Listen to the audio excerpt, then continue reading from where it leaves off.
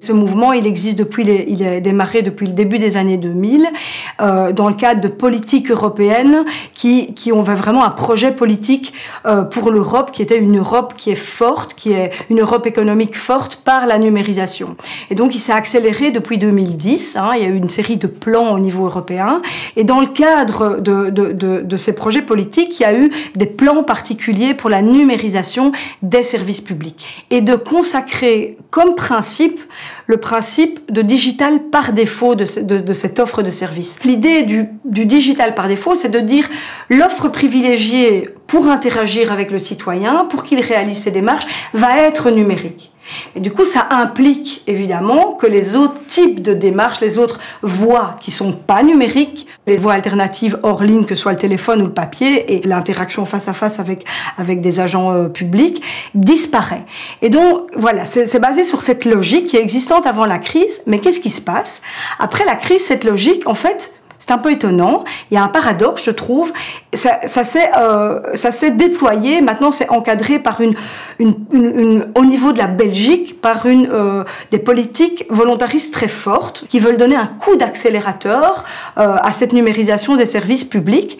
Alors, la motivation, évidemment, derrière cette numérisation accrue, c'est de dire d'abord que la plupart des gens maintenant sont en ligne, ça c'est un premier argument, et c'est de dire que ça peut remplir la promesse de pouvoir faire plus, mieux, avec moins, parce qu'évidemment ça réduit, il y a une logique budgétaire, une logique comptable aussi dans la gestion de l'État de plus en plus forte, ça réduit les dépenses, tout en parallèlement, c'est une promesse qui n'est absolument pas démontrée sur le terrain, tout en parallèlement pouvoir augmenter la qualité du service pour les usagers, la qualité du service parce qu'il est plus convivial, parce qu'il est personnalisé, parce qu'il est accessible 24 heures sur 24.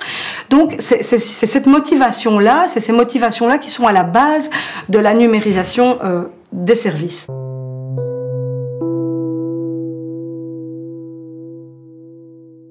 Il y a une charge idéologique très forte dans cette motivation qui n'est pas remise en question.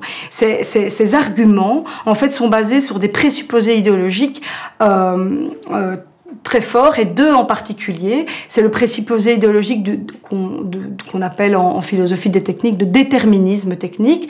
C'est quoi l'idée de déterminisme technique? C'est de dire que le développement technologique en général, c'est un mouvement inéluctable, qui est autonome, déjà ça c'est un premier point, et qui est d'office bénéfique pour la société. C'est l'idée que la technologie tire la société vers un progrès social. Et donc il y a une espèce de confusion entre progrès technique, d'office devient un progrès social.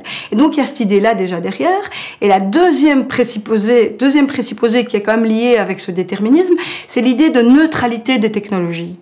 La neutralité des technologies, c'est quoi? En gros, c'est de dire que les technologies sont neutres, elles sont faites en fait d'assemblages simplement techniques.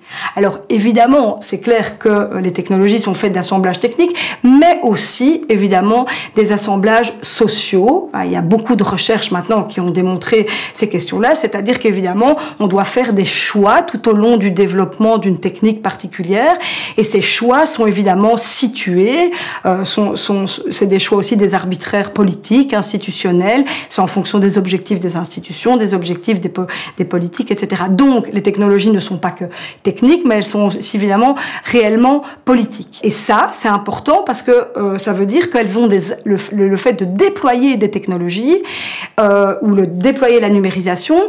Cette numérisation a des effets plus larges que leur simple usage.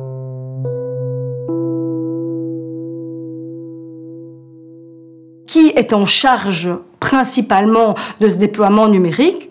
c'est en lien avec ce que j'ai dit avant, ce sont des experts techniques. Et donc, les équipes qui pilotent tout ça, c'est généralement, enfin, c'est l'IT, ce sont évidemment les politiques, les cadres de ces institutions, et alors le service marketing qui travaille de pair avec les développeurs IT. Ils étaient très peu à l'époque, il y a quelques années, et ils le sont encore, peut sensibiliser à cette question d'accessibilité de l'usager. Évidemment, l'objectif, c'est de faire pour l'usager. Ils vont pas faire contre l'usager. Mais comme ce sont des personnes qui s'y connaissent en technologie, ils ont souvent l'impression, on leur demande souvent, d'ailleurs c'est une technique, de se mettre à la place de l'usager lambda, et doivent imaginer eux-mêmes les difficultés que l'usager lambda est susceptible de rencontrer. Mais voilà, eux, ils sont pas l'usager lambda, ils sont pas l'usager qui a un déficit quelconque. De manière générale, ces métiers-là sont pas encore assez sensibilisés à ces questions-là. Ils sont fort orientés vers le fonctionnement technique, voilà, du service. Il y a un défi parce que spécifiquement pour les services d'intérêt général, services publics, ils doivent continuer évidemment à être, ils ont une mission qui est d'équité et d'accessibilité à tous sans discrimination, et ils ont cette mission que d'autres services n'ont pas, les services marchands, et en même temps ils veulent numériser, et on se rend compte que de facto, aujourd'hui encore, la numérisation, eh bien, elle crée des inégalités d'usage, parce que tout le monde n'est pas à l'aise de la même manière face aux services, à l'utilisation des services en ligne. Donc ils ont ce défi de devoir articuler en fait des logiques, l'intérêt général avec cette numérisation qui est fortement quand même s'ils disent que ça peut améliorer le service, c'est surtout pour des raisons d'efficacité et d'efficience. Et dans les discours des personnes qu'on a interrogées dans différents départements de services d'organismes qui dématérialisent ou qui numérisent leurs services, il y a évidemment des logiques différentes en fonction de qui on interviewe. Si on va interviewer le service marketing, même dans un service d'intérêt public, d'intérêt général, voilà, leur philosophie, c'est quand même une logique relativement marchande. Il faut évidemment toucher le plus de clients. Et avec ces logiques de type marchande, évidemment, il y a des logiques de type plus civique, où là vraiment, dans certains, quand on va interviewer les personnes qui sont au plus proches des usagers, quand on leur demande l'objectif de la numérisation, c'est d'être dans une logique de numérisation d'intérêt général. Il faut qu'on reste accessible au plus grand nombre de citoyens, c'est ça notre objectif. Et donc finalement, on a des différentes logiques au sein d'un service au moment du déploiement de la technologie qui coexistent, et il faut que tout le monde s'entende et on arrive à des formes de compromis et qui ressemblent à des formes de bricolage. Finalement, la logique d'intérêt général se noie.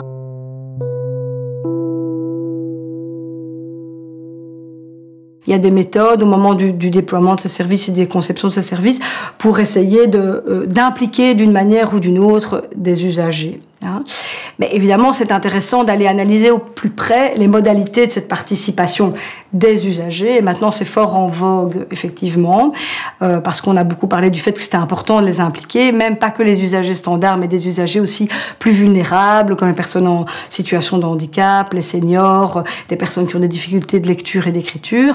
Donc, c'est très en vogue. Mais une des nouvelles manières, évidemment, de prendre en compte l'usager, c'est via ces traces numériques. C'est mieux que ce que rapporte l'usager quand on fait des tests, parce que c'est vraiment ce qu'il fait, lui, en temps réel, quand il sort sur un site. Mais ces traces numériques, déjà, il y a un biais important. Quand on se base sur ces traces numériques pour améliorer le service, parce que c'est ça l'idée.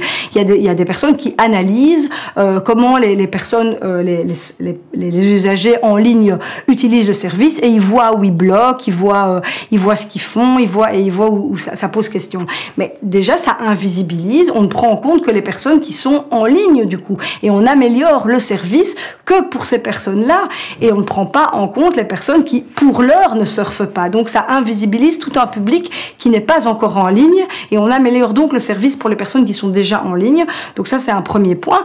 Et un deuxième point, c'est qu'effectivement, on doit accepté d'une manière ou d'une autre, à être tracé, puisqu'il faut savoir analyser nos comportements en ligne, et donc ça conditionne l'accès au service public. Alors là, ça va évidemment à l'encontre du service, de l'accès sans condition au service public, le fait qu'on ne s'embarrasse plus de la subjectivité des personnes, mais qu'on analyse que finalement l'activité et les traces des personnes, c'est l'idée qu'on peut anticiper les besoins. Finalement, l'idée qu'il y a derrière, c'est qu'on apporte l'information aux personnes sans qu'ils doivent faire de démarches pour accéder à l'information. Et donc ça, c'est vrai que pour la question de l'accès de tous, c'est formidable, puisqu'on parle plus de compétences numériques, pas besoin, puisqu'on donne à la personne ce dont il a besoin. Mais c'est très dangereux. Je pense qu'on doit questionner aussi l'autonomie des personnes. Les personnes perdent finalement vraiment leur autonomie et leur capacité de pouvoir choisir.